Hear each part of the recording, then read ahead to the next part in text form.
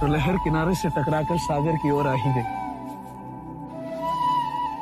कहां से उठती है ये लहरें? सागर से।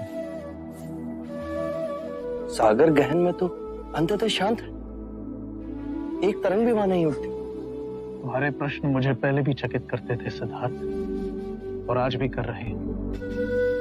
ज्ञान के मार्ग में पहला पग है सही प्रश्न पूछना।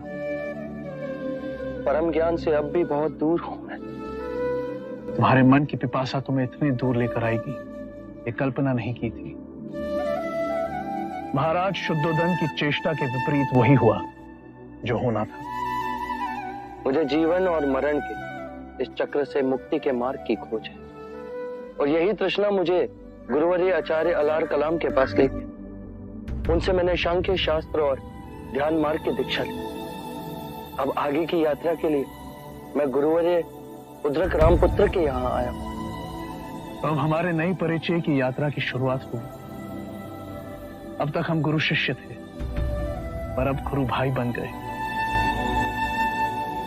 तो क्या आप भी उद्रक रामपुत्र के शिष्य हैं? तो कृपा कर मुझे उनके पास ले चलिए। मुनि उद्रक रामपुत्र के पास तुम्हें ले जाऊं, इतना सामर्थ्य नहीं है मेरा।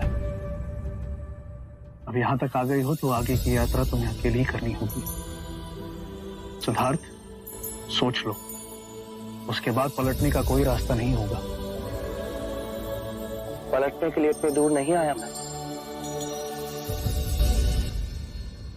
वो देखो, वो जो सामने वाली गुफा है, वहीं पर मुनि उद्रक रामपुत्र साधना कर रहे हैं। उन्होंने जीवन के 70 वर्ष से अधिक समय साधना के लिए समर्पित कर दिए।